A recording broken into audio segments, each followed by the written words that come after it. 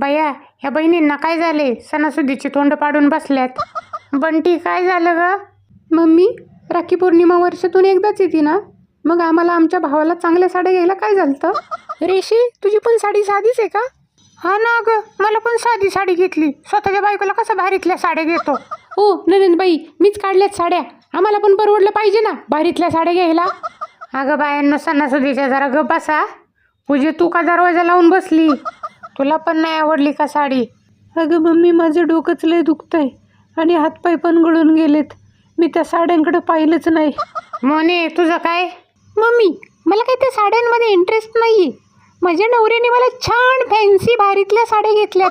आईला राखी पौर्णिमेच्या निमित्ताने 4-4 बहिणींचे पाहुणचार करा, त्यांच्या पोरांचे लाड करा, त्यांना खेळणी घ्या, यांना चांगल्या साड्या घ्या, तरी पण यांची तोंड वाकडीच.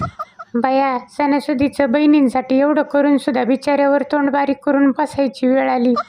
खरंच काही बहिणींना भावाची अजिबातच किंमत नाही.